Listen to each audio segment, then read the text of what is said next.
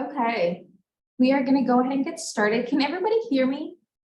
Online on Zoom logged in? Just go ahead and give me a thumbs up on the chat if you can hear me okay. Okay. I think we're good. Well, good afternoon. Thank you all for joining us today on our April Health and Wellness Awareness Series. Whether you are here in person or turning in virtually, we're excited to have you, so thank you. Before we get started with today's presentation, I would like to tell you a little bit about the Women's Fund and who we are. The Women's Fund was founded in 1979, and we have focused our efforts on empowering Houston area girls and women to be advocates for their own health and wellness. We accomplish this by providing 3 curriculum-based classes, lunches and learns, workshops and lectures like today's presentation, as well as 4 publications, all which you can be downloaded from our website. We do currently have a few here for those of you in person. We have also placed a few copies, like I said, in the back room. To limit distractions, please remain muted during the presentation. If you have any questions during the presentation, we ask that you place them in the chat so we can address them during the Q&A portion of the program following the presentation. At the end of the presentation, we ask that you fill out a brief evaluation to provide us with feedback. And I would like to now introduce today's speaker, Ms. Karen Dubert. She is a licensed professional counselor, supervisor, and national board certified counselor. Karen co-partners with J&J Partners to conduct personal and professional development workshops on compassion fatigue, inclusive leadership, and workplace wellness with corporate, community, mental health, higher education, and pre-K to 12 organizations.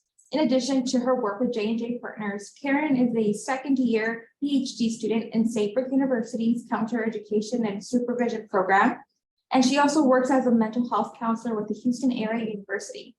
You can often find Karen using her voice to reduce mental health stigma and advocate for inclusivity related to intersecting identities as she serves her community as a panelist or a speaker. She recently received the Rising Star Award of Excellence for her co-facilitation of the Sister Circle, the Black Grad Sports Space for Black African-American Women in a graduate or professional program at the Boris L. Helson Foundation Scholarship, for her goals and contributions towards developing the next generation of culturally responsive mental health professionals. Karen utilizes a strength-based, collaborative, empathic, humanistic approach to counseling, co-teaching, supervision, and leadership as she strives to create a safe, supportive, and inclusive space for all. And Karen relaxes and recharges by fishing, gardening, reading, listening to all kinds of music, and spending time with her family and friends. As you can see, we are very honored to have Karen here with us today. So without further ado, Karen.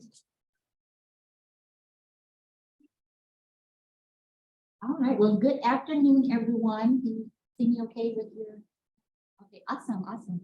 Well, I really appreciate this wonderful opportunity to share with the Women's Fund and audience about a topic that we don't talk a lot about, but can be experienced by many. And we're calling it the cost of caring, the unspoken impact of compassion fatigue.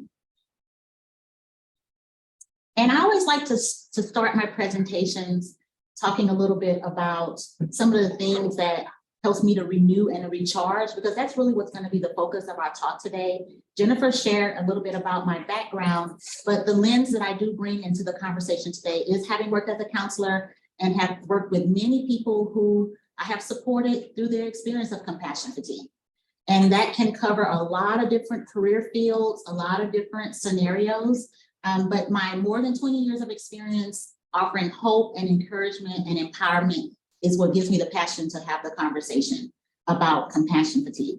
And so I mentioned that, it's really important for me to recharge, to reset, and to recenter. So the photos that I have on the screen are things that I do that help me to do that. So on the first picture, that's of me after accomplishing a really difficult nature trail of the Claremont Hills Loop in California.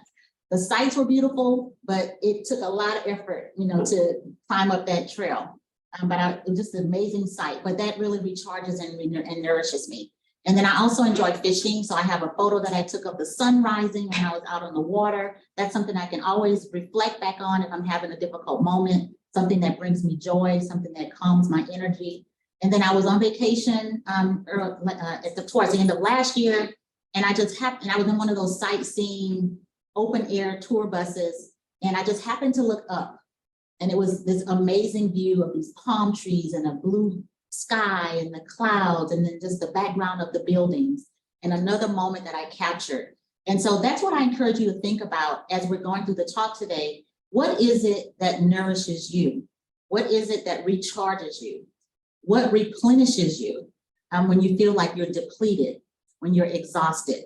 Because that's some of the symptoms of compassion fatigue. And you want to have things that you can turn toward and do in the moment, in any given moment, that will help you to do that. So that's just a little peek at some of the things that really helps me to do that. And I always like to kind of share a quote that guides my approach, when I'm having a difficult time, and especially myself as, in working in a profession that I'm extending care. I'm having to extend a lot of care, in my profession. And so the quote says, "By taking care of myself, I have so much more to offer the world than I do when I am running on empty." And that is by Eileen Washington. And a term that you'll hear very common is self-care. So a lot of times when we're talking about compassion fatigue, we're talking about self-care. But I also, and that self-care term can become a buzzword, right? Sometimes we hear it so often that it's in one ear, not the other. I like to term it as personal renewal. Like, what are you doing to renew yourself personally? So we want to try to shift. Yes, it's called self-care, but I think we can make it more personal when we say, what am I doing to renew myself? Because there could be some ethics, especially if you're in a profession where you're having to provide care to patients or to family members, or as a counselor or a pastor, any kind of helping profession, right? There may be some ethical things to be thinking about as well. So remember, it's so important to take care of ourselves because that's how we're able to take care of others.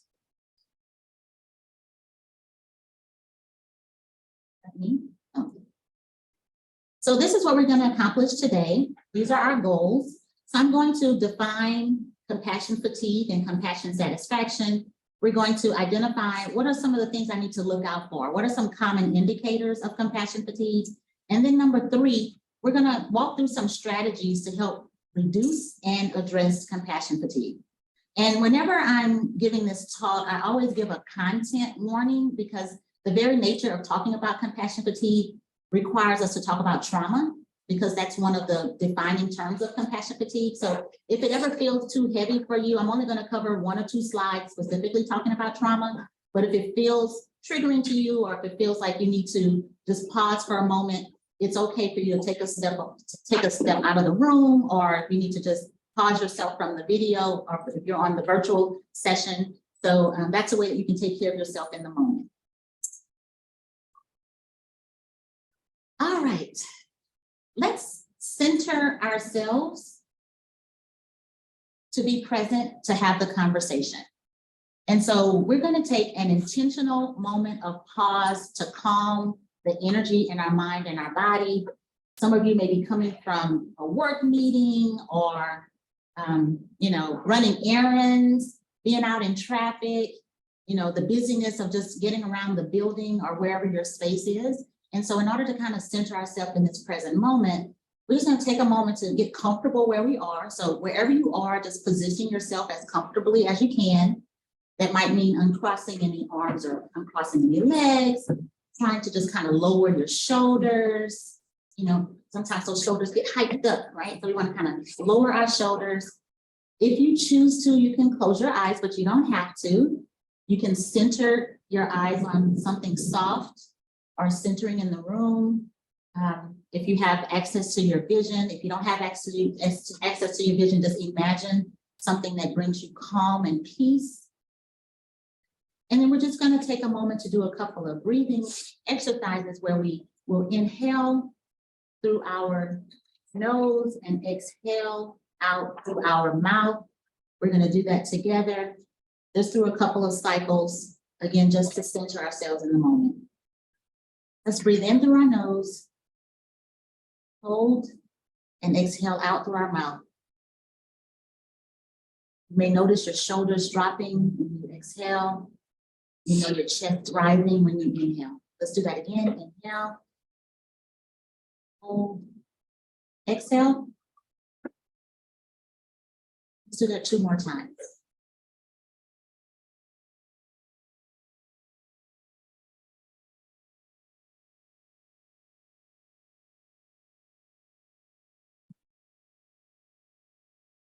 Okay, when you're ready, you can return to the room and present in the moment. All right, so to kick off this conversation, I'm wondering, have you heard any of these phrases before? Put on your oxygen mask first. Pour from a full versus an empty cup. I can see some heads nodding in the room. Keep your battery charged. What about having the rhythm of a healthy caregiver? Anyone ever heard of that? All right, I'm finally one. No one's heard of that.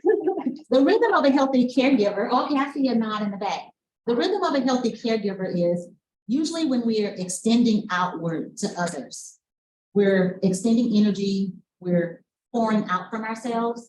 And having a healthy rhythm is when you pour out, you also fill back up, right? That's the rhythm of a healthy caregiver. You extend out and then you do things to fill yourself back up. But what oftentimes happens is we do a lot of extending out, right? Especially if it becomes very natural for you. It's very natural for you to help, to support, to be there for others.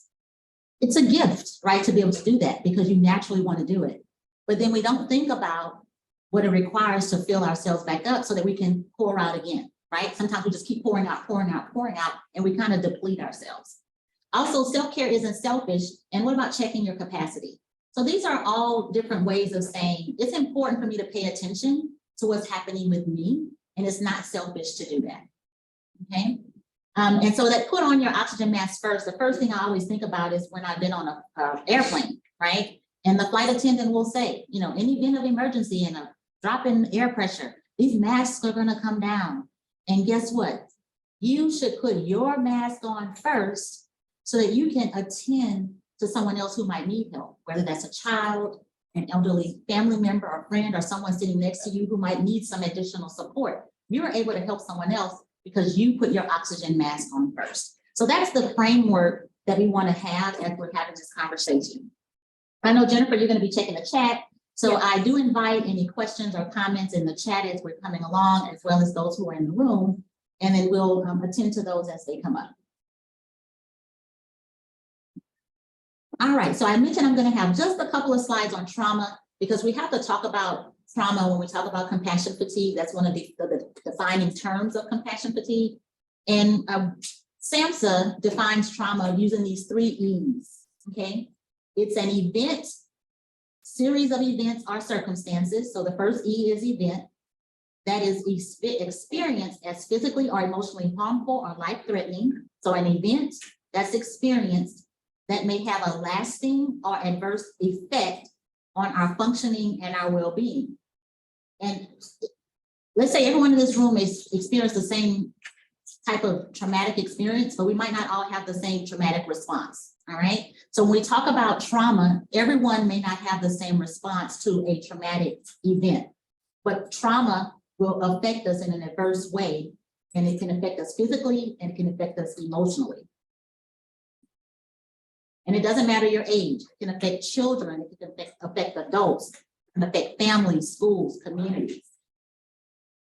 And I've provided a variety of different ways that we might experience trauma. And this is not an all-inclusive list, but depending on your work setting, depending on your family situation, depending on your community environment, you might experience one or more of these, right? So you might be supporting someone even who has experienced abuse or neglect, you know, or who has a chronic illness, right? Or a serious injury, or someone who might be experiencing an addiction, whether that's a substance use addiction or a behavioral addiction like gambling, shopping, disordered eating. You might support someone who experienced a medical crisis. community violence, poverty, intimate partner violence, school violence, bullying, natural disasters, even here in the Houston area on the Gulf Coast, right? Hurricanes, right? There are traumatic experiences associated with loss, including divorce or separation from family members, military deployments, right? So trauma can cover a lot of different spaces, right? If you're working in the medical field, right? Medical procedures, right? So losses, deaths, right? Of patients, of coworkers, friends. So trauma can be experienced in a lot of different ways. And so I'm curious, I've listed several, I've talked about a couple, but what are other traumatic stressors or themes do you encounter in your line of work?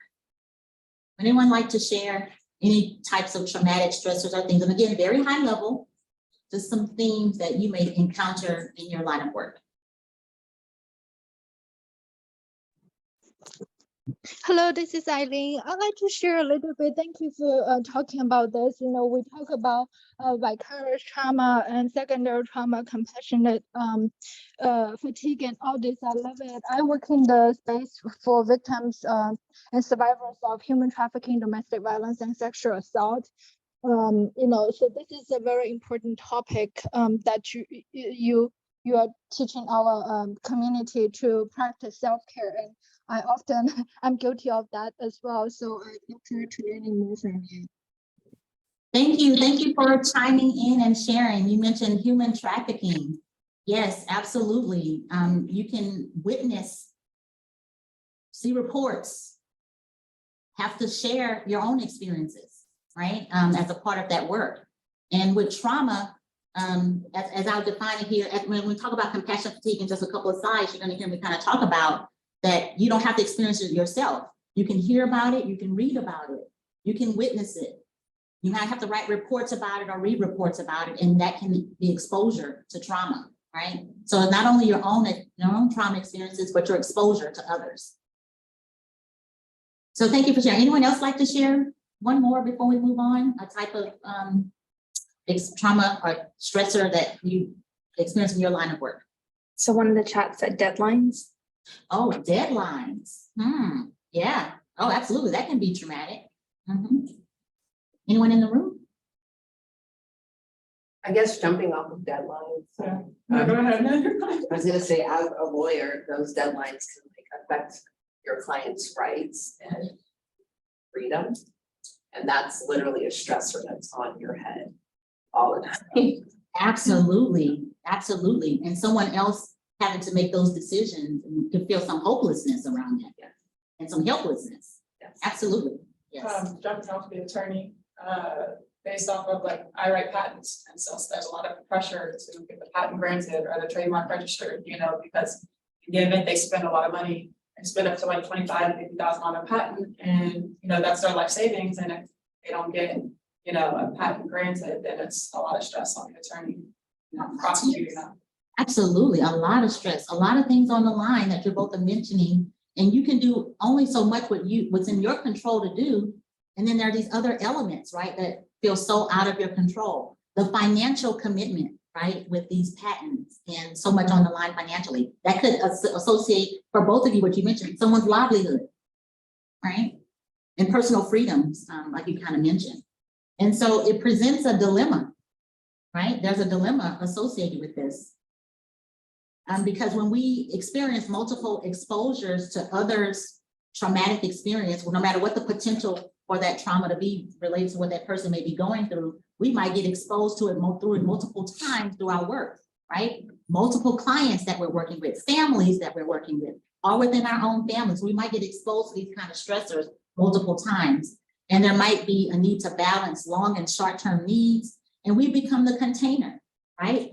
They're telling us about what they're experiencing, right? So we have to hold space for that, right? And that can affect us, holding space for someone else's experience, the cost of caring, okay?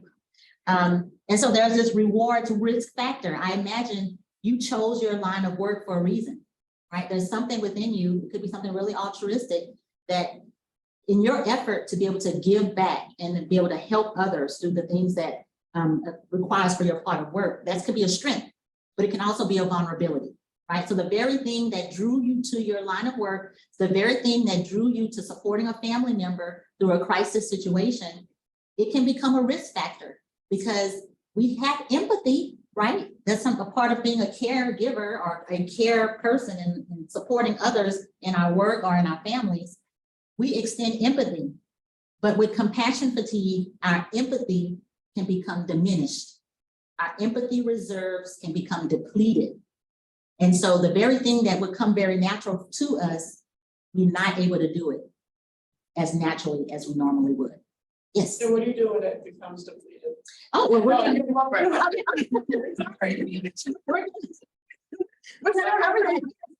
that as a part of the talk. I'll Absolutely. leave my question for the end. Okay, all right. No, but great question, great question. I'm going to get to that in just a couple more slides. So that's kind of, again, part of this framework is being able to identify when our empathy reserves are depleted, right? When we are not filling up, when our battery is empty, we do need recharging, right? Because that can affect how we do our work. It could involve some ethical things, right? I imagine as an attorney that, you know, there are some things that you have vowed to do, right? As a part of your, it's not licensure. Is it licensure? Yes, for their licensure, right? So it could be ethical violations, psychological impairment, or the work that we do can be compromised because we're not functioning in the way that we normally would. So if you think about your different professions or in your home life, you know, what are some things that could be significantly impacted through me being impaired by experiencing compassion fatigue? Okay, that's why that rhythm of refilling, pouring out and refilling is so important. So I've kind of started off talking about compassion fatigue, but it really started off through this what's called CSCF theory, compassion satisfaction, compassion fatigue theory. So we cannot talk about one without talking about the other. So essentially, compassion fatigue is related to the negative aspects. This says work, but the negative aspects of anything that we're involved in that involves caring for others or extending empathy. All right, so it can show up with families, but also with work. And it consists of two things. Compassion fatigue is defined as burnout and secondary trauma, right? That's why I had to start off defining trauma, because secondary trauma is when we witness, hear about, talk about, or get exposed to someone else's traumatic experience, and we are affected by it. That's why it's secondary, right? We're affected by being exposed to someone else's crisis or traumatic experiences. And then there's burnout. And burnout is associated with our environment. It's associated with helplessness and hopelessness. And we're talking about the workplace, we're being able to do our job effectively. If we're talking about supporting someone or a family member, it's being able to support them effectively. So we can experience burnout when there's just hopelessness in our situation. And burnout usually happens over a period of time. Okay, secondary trauma can be instant. You could hear something and have a response, right? And so one of the things that I have to do for myself, like I cannot watch the news regularly because in my line of work, I'm hearing a lot. I'm hearing a lot of experience. I'm caring. I'm the container for a lot of people as a counselor. So when I get home, I can't add on to that by watching the news, right? That is continuous exposure to trauma, right? Because there's a lot of negative reporting on the news. So that's compassion fatigue. That's how you define compassion fatigue. It consists of burnout and then secondary trauma. And then there's compassion satisfaction. It's the positive aspects of our work or the positive aspects of the things that we're involved in when we're a caregiver or giving care to others, no matter what that capacity is in our work. And so with compassion satisfaction, we want to be talking about, you know, what is our purpose? What gives us hope? What is our why? You know, what is allowing me to, what is grounding me in staying connected in this work or staying connected with this person that I'm supporting, right? You know, what are the successes that I've experienced? That's compassion satisfaction. And so I brought just a couple of statistics. I didn't want to bore you all with a whole lot of statistics, but I just wanted to share some statistics in the workplace that was published by Mental Health America called Mind the Workplace 2021 report. And according to this report, 9 in 10 employees report that their workplace stress affects their mental health, right? That's almost everybody, the 9 and 10, okay? 3 in 5 employees are not receiving adequate support from supervisors to help manage the stress, right? So supervisors and leaders do play a part, have a role. Regarding employee burnout, 4 in 5 employees feel emotionally drained from their work, which is an early sign of burnout. 56% of employees spend time looking for a new position, right? If you're experiencing burnout, then very often you're going to be looking for something where you're not burnout, okay? And then 40% of employees, well, that doesn't have the full stat there. Let's see. All right, I don't have the full stat there in the picture. What does that say? Compared. Oh, compared to, okay. To 2008, yeah. 56%, yes, compared to 40%, yeah, in 2018, yes. So they're looking for a new position. So more people are looking to escape that feeling of burnout. Any thoughts about those statistics? You know, have you experienced any burnout yourself? If you decide you want to self-disclose, but do these statistics surprise you? Just general thoughts about the statistics. I think COVID changed that for a lot of people. You know, and I think a lot of people started wanting to be like their own boss, and like at least we see it in our line of work too. Like everybody wanted to have their own business because people work in multiple businesses when they were working remotely. They started doing their side gig, you know what I mean? Like the passion on the side. And so I think people just, you know, they were burned out with COVID and they just started looking into new opportunities. You know? So COVID changed some things, Yeah. right? Where it opened the door for more remote work. Yeah. Any other thoughts? I think the other thing that changed was, I think more employees are speaking up and asking their employers. I know my team does that, try to accommodate. But I, you know, coming from someone who's been in the workforce for 40 years, that's not something we did years ago. So there's been a shift. There Right, has there's been a there has shift. And it's good because as a manager, you want to know. And so that is such an empathic response. And the thing is, unfortunately, not all supervisors have that perspective. Or they have that perspective and their empathy reserves are depleted. And so they maybe cause them to experience some of these symptoms are That supervisor's one of the 9 and 10. yeah.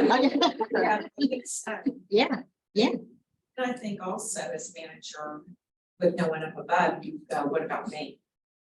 Exactly. What about me? Exactly. Yeah, absolutely. Yeah, when you're the manager, when you're the main person leading an organization, that's actually when on this next slide, actually, where it says impacts at work, you see that where it says, and would you mind shifting that up just a little bit? I think it's, on this. I'm gonna make it a little bit smaller. So Okay, there we go. Okay, there you go. Under impacts at work, why aren't they working as hard, right? Like everybody's, you know, I'm doing everything. I have so much. Okay, so I'm going to go over some signs you may be experiencing compassion fatigue. I jumped ahead to the impacts at work, but remember I mentioned about we can experience trauma emotionally and psychologically. Well, compassion fatigue can show up across our emotions, our body, our behavior, and how we perform at work. And you don't have to have all of these symptoms that I'm going to go over in order to say you experience compassion fatigue, because some of these things could show up as other things. You might have a mental health diagnosis. You might have a medical condition, right? And you might experience some of these. But you want to be paying attention about your exposure to crisis, your exposure to other stressors, your exposure to trauma. That's the key indication about compassion fatigue, how exposed you are to other experiences so you can pay attention. If I have a heavy caseload, or if I have a heavy day of hearing a lot, seeing a lot, supporting a lot, I need to be paying attention if these are showing up for me, right? So emotionally, if you find yourself isolating, distancing, and avoiding yourself, avoiding common spaces that you might go, even in, let's say in your office, when people are gathering to celebrate something, but you don't want to be a part, you know, it's like, I don't want to be a part of that, right? I want to be a part of a celebration. Are feeling disconnected from things that you normally would feel connected to, are noticing irritability, negativity, intrusive thoughts. So you're always thinking about that situation that you're supporting someone through. It's just showing up in your mind. You're imagining it. You can't shake it out of your thoughts. Anxiety may increase. Or you might become apathetic, right? So you don't, when you normally would care, you don't feel one way or the other about it, right? We can become numb, like it mentions there. Or physically, we can become exhausted. Now, exhausted is different than feeling tired. Exhausted in this case is you're getting an adequate amount of sleep, but you're still tired, even after sleeping, right? You just don't feel rested. Or you're easily fatigued, by light tasks. Your sleep might be interrupted. You might have difficulty falling asleep, staying asleep. You might have interrupted sleep. Your appetite might fluctuate. Your weight might change. You might have unexplained aches and pains, right? You go to the doctor and it's like, we don't understand why your soreness in your back. We've done all the tests, right? But it's unexplained. It can affect our immune system, so we might feel sick more often. Behaviorally, you might take drugs that are not prescribed by you, right?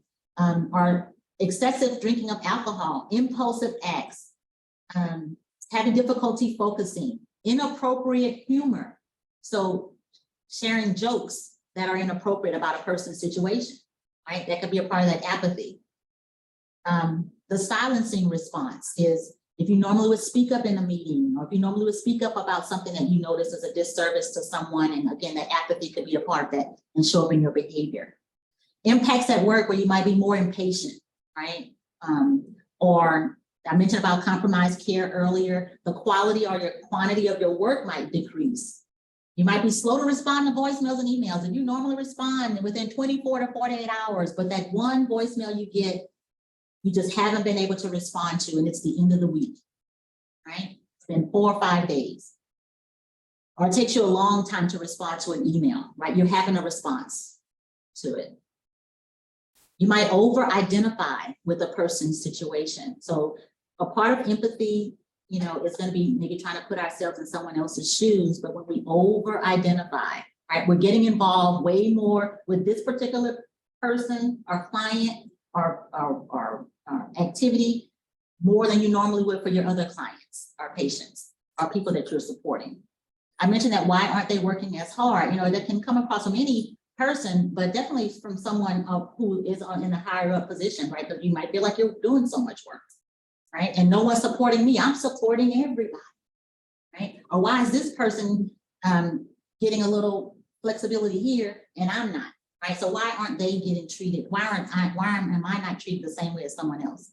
You might experience some unscheduled absenteeisms. So you're not showing up at work, you're not calling in like you normally would, you're tardy, so you're late to meetings. Again, having a response, okay? And your motivation and your morale can be impacted as well. Whew, that's quite a list, right? But I want you to kind of just do some self-reflection, because you want to know, you want to be able to ask yourself, how do I know when I'm being affected by this work in a way that may be harmful to me or may be harmful to someone I'm supporting? How do I know? You have to be able to check in with yourself and see, are you noticing any of these symptoms? And the thing about compassion fatigue is it is not a diagnosis. It is a combination of symptoms. So the reason why this can be an unspoken, we call it the unspoken impact of compassion fatigue, is because a lot of times people don't be diagnosed. I don't be associated with a term that gives me a diagnosis or, labels me. But compassion fatigue is not a diagnosis. It's something that we all can experience just because of the work, the nature of the work that we do, or the nature of the people that we're supporting. It can happen to anybody, but it's not talked about. Any thoughts about some of these symptoms that I went over? Does anything look surprising, or are you having a response by seeing some of the symptoms on the list?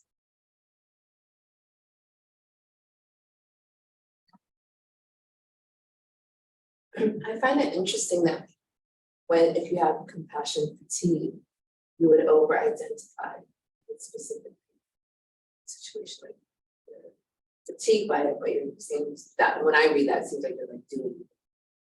Yeah, that's a great point. That's actually a great point. So, part of that impact is,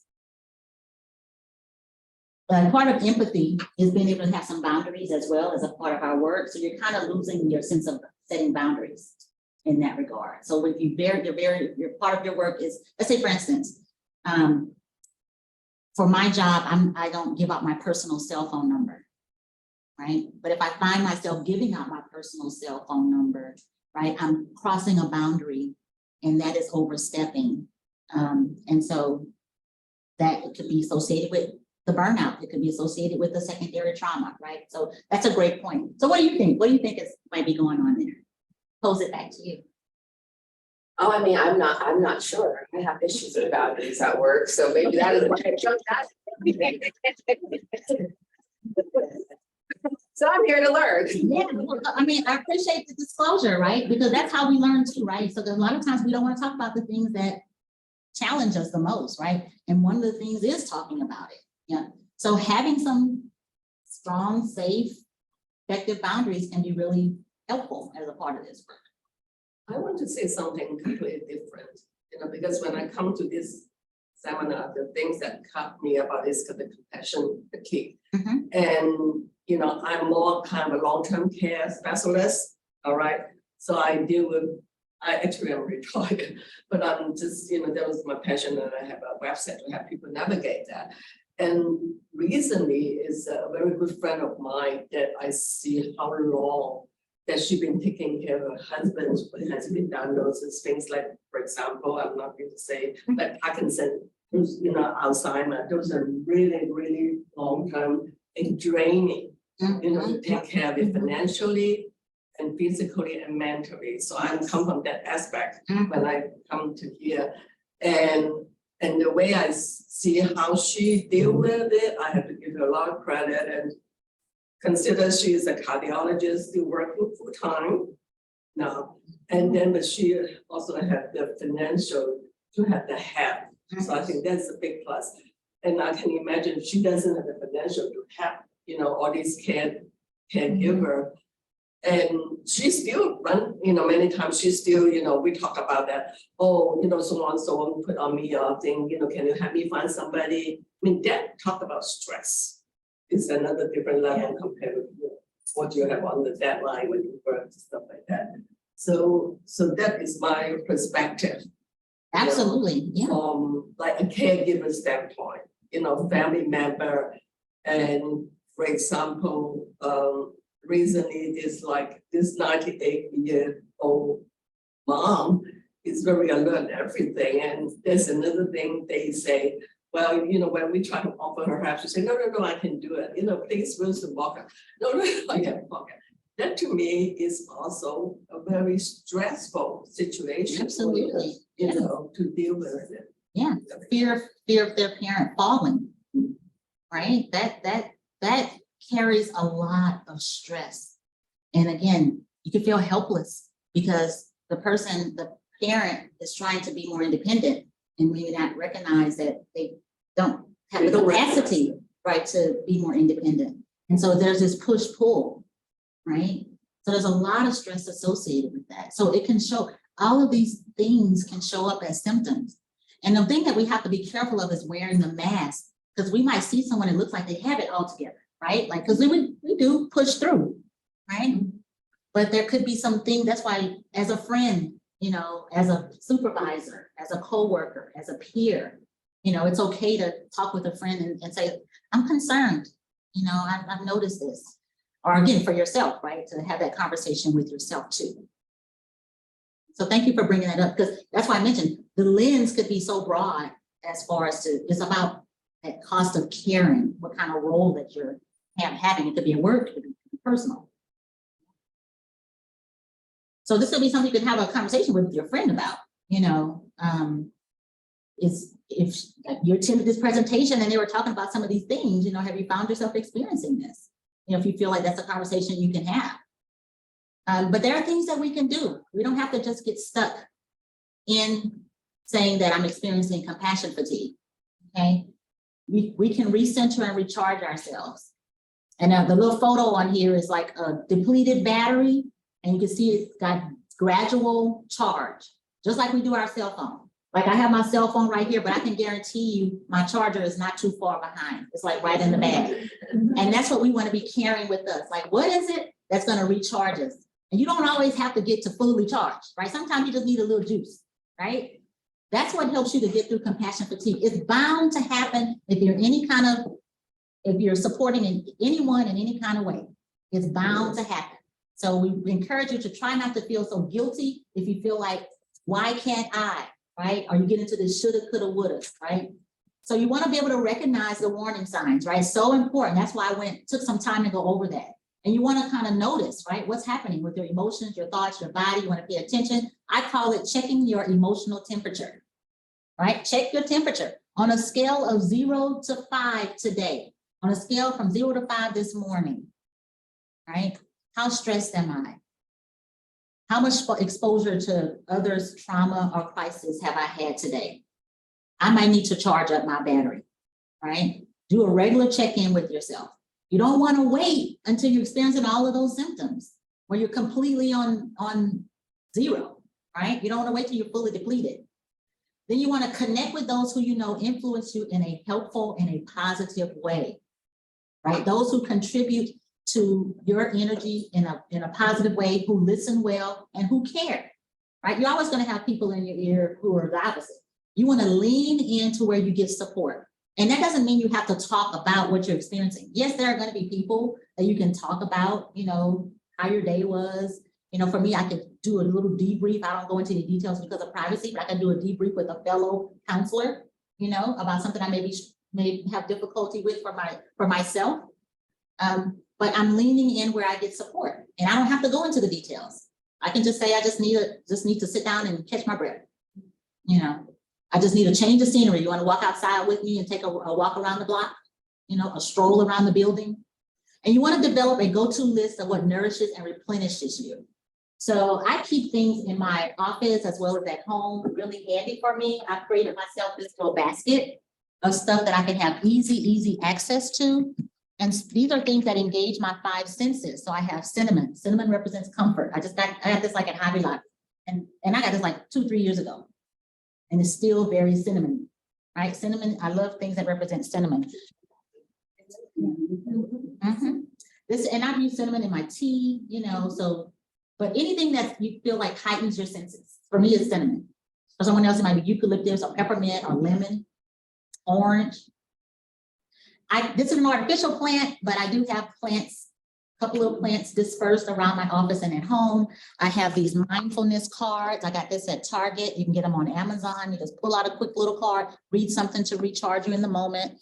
At my job, I cannot light a candle, but I actually went to a place where I made my own candle, and I can just take a moment to refresh and recharge, right? So engaging your 5 senses, we all have access to at least one of our senses. Touch, taste, smell, see, and hear. So there's something that represents all of that in my basket. Even as a supervisor, I got this at work. It's a stress relieving coloring book for adults. Okay, you can hand these out to your staff members. You can give them out as gifts, right? It's a coloring book for adults with a pack of colors, right? So it helps us to engage in a sense of play, right? I also keep bubbles, right? I just ordered these, and actually you can pass around bubbles. Everybody, just a little pack of bubbles. This is like a Bath and Body lotion. Something else that helps me, that nourishes me, is cards that I've gotten from others. So I keep cards. So I have some from friends and family. I have a little stash at work, and if I need a little boost to help me through a difficult moment where I've been experiencing someone else's trauma or crisis, I'll read their little notes. Maybe you might need to write a note to someone, right? Maybe to your friend, right? Write a little note to them, you know, to help them to just get a little recharge. I have a stress ball in here. Amethyst also represents comfort and stress relief. So just have like a little amethyst rock. Just have it sitting on my desk. How am I doing on time? Oh, it's on, we're getting close. Okay. 12 minutes. All right. And so you want to figure out what helps you. I have a whole bunch of things for me, but what nourishes you and replenishes you? Do you know what restores your energy? If you were to engage your sense of touch, taste, smell, see, and hear, what do you have easy access to?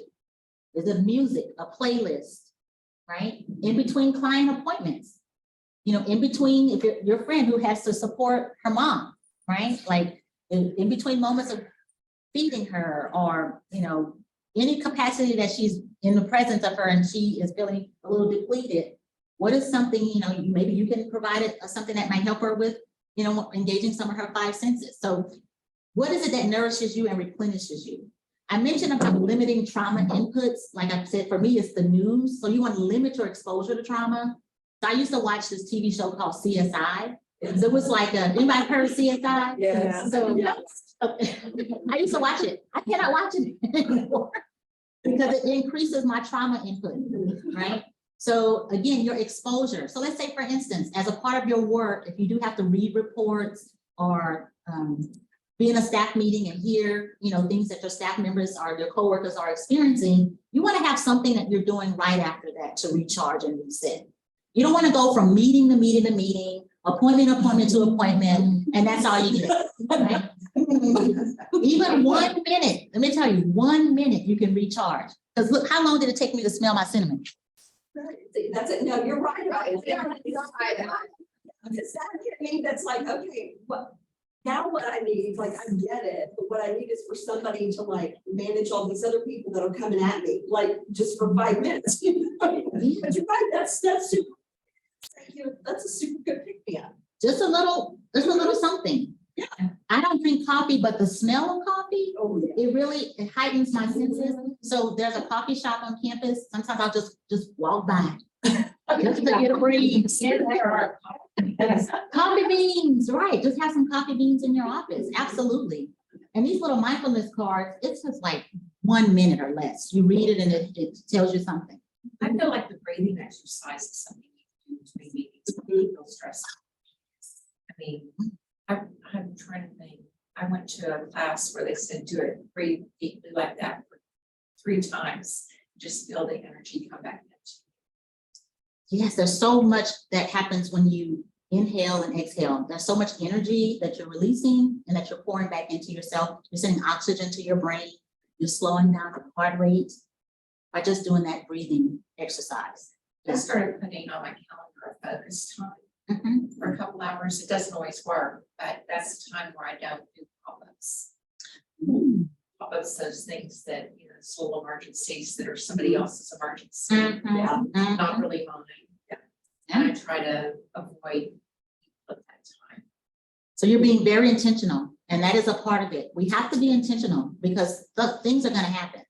So having focus time, being very intentional with that. So, of course, refueling yourself. I did put some practice mind body techniques. So, yoga with Adrienne, she's on YouTube.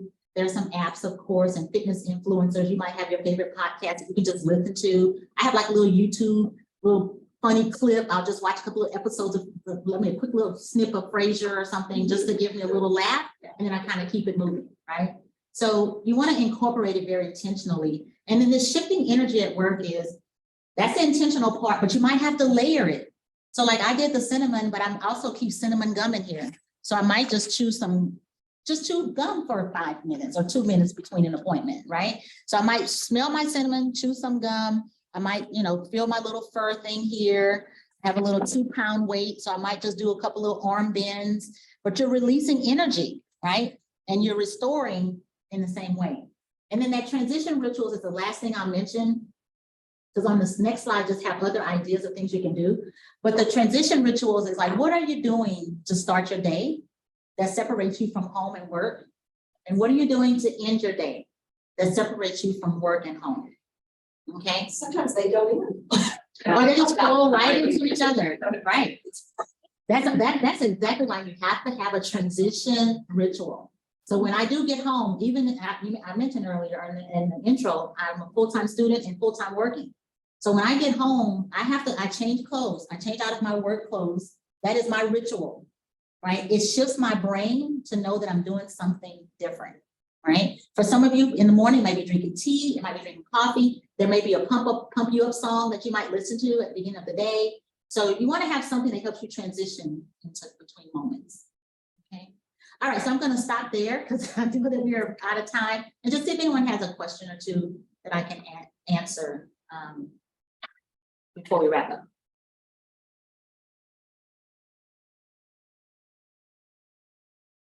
No questions, nothing in the chat?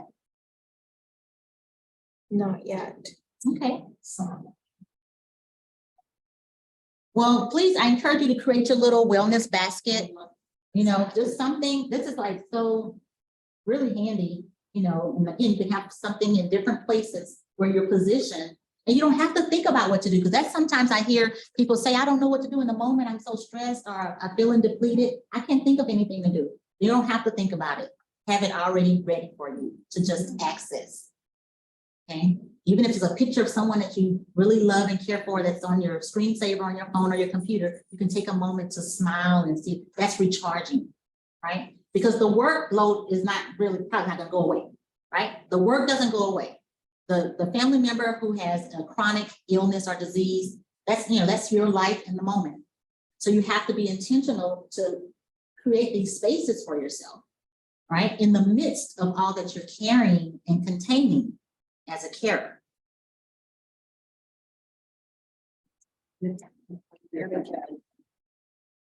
So thank you for your attention today. I'm going to turn it back over to Jennifer. I think you might have some other announcement. Yes.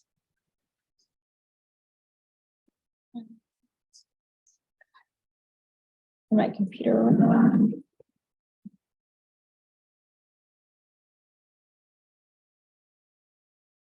All right, hi again.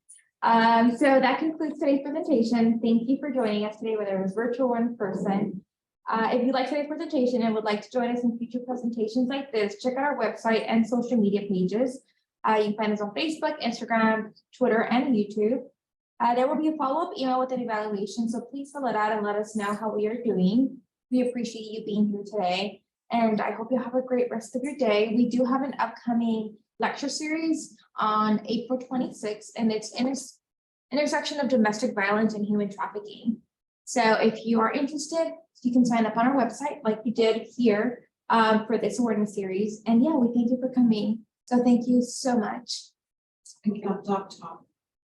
Okay, and there's also an upcoming doc talk. So what that is we get doctor professionals in the field and we bring them on for kind of like a question answer. They have a small presentation and then you are more than welcome to ask them any questions that you might have. This month's topic is? It's on diabetes and weight loss and the Ozempic and how that's being used. It's going to be an Alliant group and lunch is provided. We have 3 doctors who are going to be coming in and talking to us about it. How it works. And the side effects, different things like that. Yeah, It's so really good. It's on Thursday, April 27th. It's also on our website. Is it also going to be? It's going to be virtual. yes, it's hybrid. Yes, it's hybrid. So whether you want to come in person or virtual, you're more than welcome to join us either way. I believe, well, actually, yes, UHD, the next lecture series for the one that I was talking about, violence and human trafficking, is as well as hybrid. You can sign up in person or virtual. Signing up on our website is pretty easy. Just let us know, virtual or in person. And if you do show up to the doc talk, we will provide lunch. So that's a plus. Yeah, if there's no more questions, that is all that we have for you today. Thank you so much for coming. And we hope you have a great rest of your day. Great.